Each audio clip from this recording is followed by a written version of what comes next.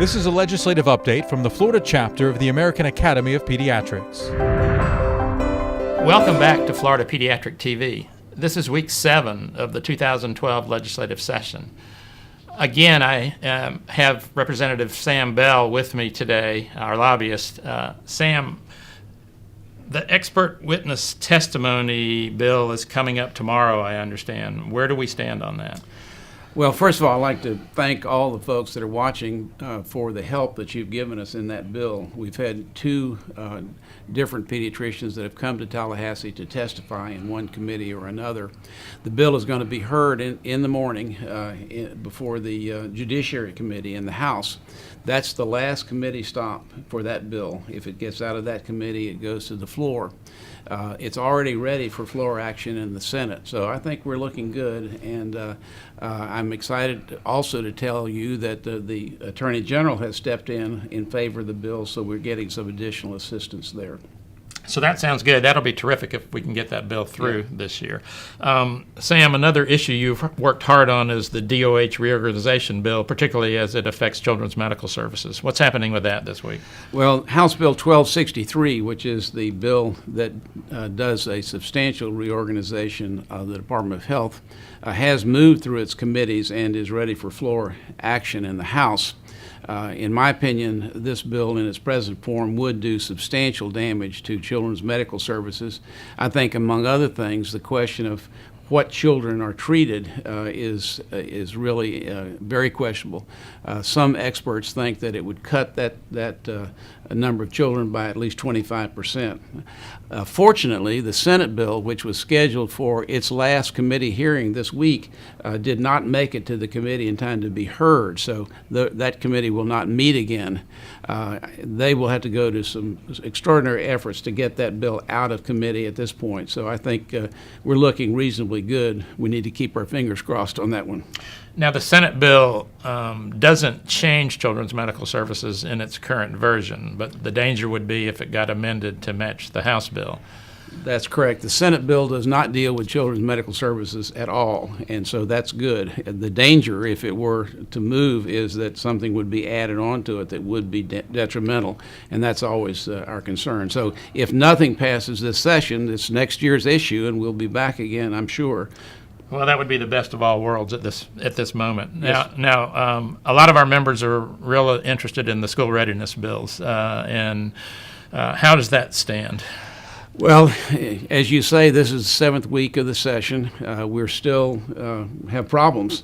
There's a very good Senate bill by Senator Simmons that we hope is the bill that passes.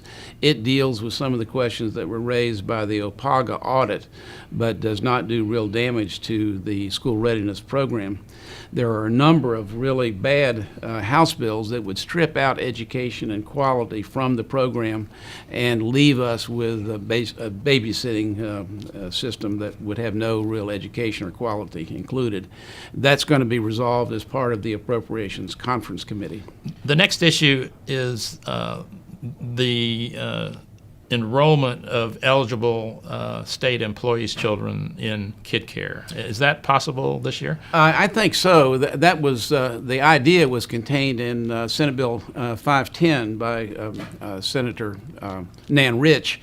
The bill itself has not moved, but the terminology that would allow state employees to be included in KIDCARE is in one of the conforming bills, and I think has a very good chance of becoming law.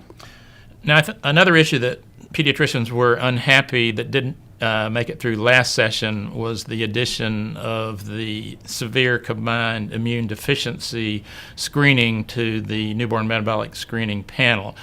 Is that going to happen this year? There's a possibility that will also be taken care of in the appropriations process. Today, which is Thursday, the Senate is debating the appropriations bill on the floor. Once that's done, the 2 chambers will go into conference, and that's an issue that's still alive in conference.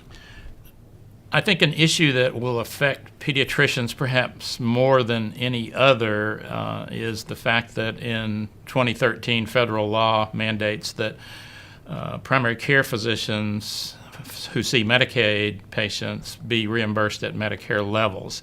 And I understand that legislation was introduced that would establish a trust fund to accept that federal money, since the budget that's being debated does go into 2013. Does that look like it's going to pass? Yes, that provision is in the appropriations bill itself, and an amount of money is appropriated in item 207 of that bill. That would substantially increase certain categories of primary care for children's primary care physicians, and there's no cost, and there's no state money involved. It's all federal money, and this would enable them to take that money down to provide for physician care. So the increase from the current Medicaid payment level to the Medicare level is totally federally funded for 2013 and 2014. And the shortcomings are that the federal legislation was very prescriptive and doesn't include checkups, so the payment for child health checkups would be still at the current Medicaid rate. But there are many more sick child office visits, and the payment for that would be substantially increased. That's correct. I mean, it's sold as an access issue, and I think Senator Negron has been one of those that I think really does support this issue. You recall last year in the Medicaid reform bill, he supported the idea of reimbursing physicians, primary care physicians, at the Medicare level, and encouraged the creation of medical homes for children, and provided that children must see their primary care physician within a certain number of days after enrollment in a HMO. So I think we've got a real strong supporter there, and I'm hoping that he'll continue to support that effort going forward. There's also a bill that directs ACA and DCF to work together to establish a single eligibility system that is supposedly seamless for all of KIDCARE, that is, for the Medicaid population as well as the SCHIP population. Is that bill still moving forward? Yes, that's in. It's actually in both of the conforming bills in the House and the Senate, and that's a very important measure. As you know, what happens often is a child comes into Healthy Kids, which is the Title 21 program. They get enrolled there, and then their income situation changes. They become Title 19 and often get lost in the system. And if this becomes law, there would be a single application form, and they would track that child regardless of where they were in the system.